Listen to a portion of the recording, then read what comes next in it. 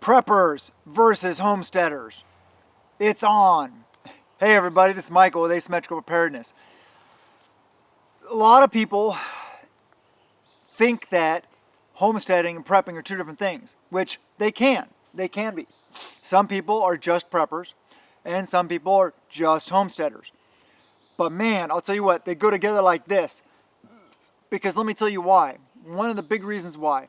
If you are only a prepper, and you don't have the ability to be homesteading or raising your own animals, growing your own food, if you don't have the ability to replenish that emergency fund, which is your food storage, then what happens?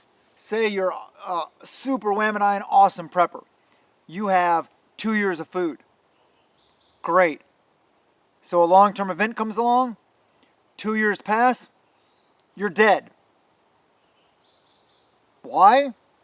Because you have no way to replenish your calories. You have no way to replenish your food storage. You have no way to replenish anything. You just ate all your food, and now you're screwed. Okay, I'm a hunter. Yeah, 2 years into an event, a year into an event, good luck finding big game. Small game, maybe. Yeah. Oh, I'll forage.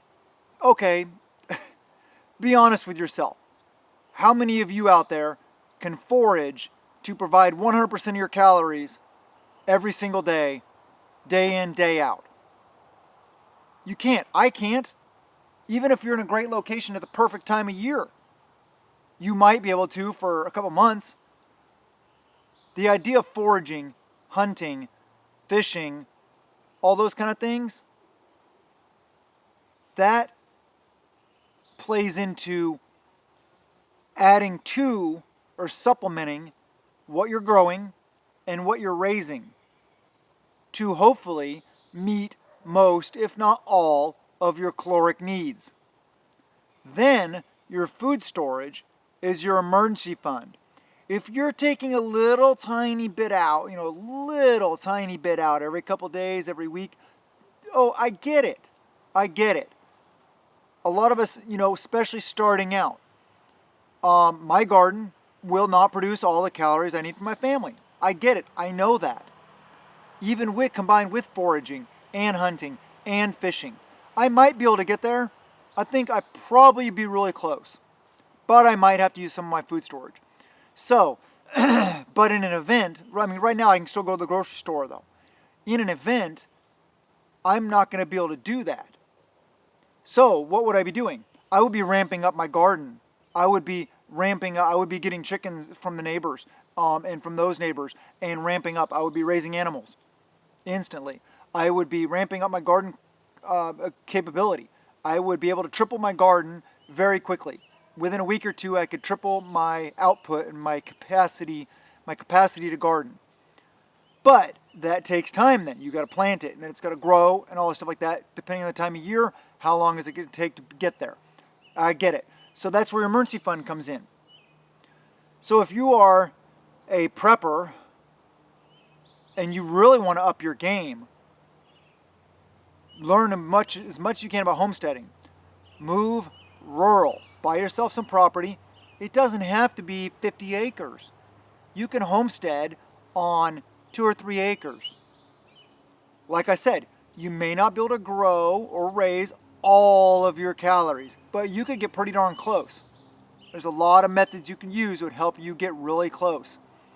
So yeah, do something, no matter what situation you're in. If you're in an apartment, if you're in the suburbs, if you live in a house in the city, if you are on a 100-acre homestead with perfect everything, be increasing your preps.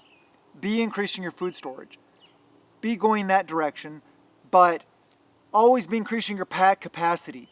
Unless if you are producing 150 to 200% of your caloric needs for your family, for your group, your team, your tribe, whatever it may be, then maybe if you're that point in homesteading, then focus on prepping, stockpiling food, which you can do with your excess. You can freeze dry it, you can dehydrate it, you can can it, you can salt it, you can pickle it. Lots of different ways to get stuff ready for long-term storage. So what I want to do is all you preppers out there that are not homesteaders whatsoever. You don't grow anything, you don't raise anything. Do it. Do it now. Something, even if it's a little bit. And to all you homesteaders out there, please get some food storage. Don't just rely on your homestead. I love homesteading. Awesome. That's what I want to be. I want to be a homesteader, but I'm going to be a prepping homesteader.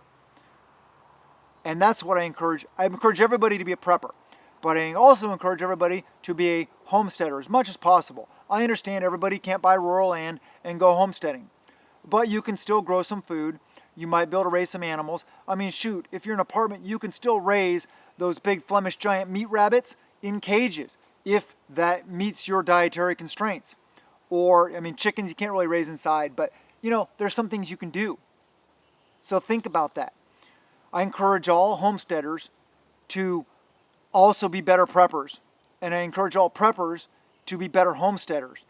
Like I said, to me, it's like this. I'm going to be a homesteading prepper. That to me is the ultimate of all worlds, with the exception of an M farmer concept that I talk about on Patreon, links in the description below, talks, you know, these kind of things, and security defense, those, you know, those kind of things we don't talk about on this platform that much. Yeah. Grow more food, raise more animals, stockpile more food, water, stockpile water. Been hearing a lot of stuff about water lately, right? People buying up water rights, lots of wealthy people. Droughts, yep. Water is going to be a commodity of the future, guarantee it. Please subscribe if you're not and you like the content. Hit the thumbs up button, comment below, and share the videos, please. And go check out all the other awesome homesteading channels, prepper channels, gardening channels, foraging channels, bushcraft channels, herbalism channels, medical channels. It's all prepping, baby. Have a wonderful day. I love you guys, and blessings to you and yours.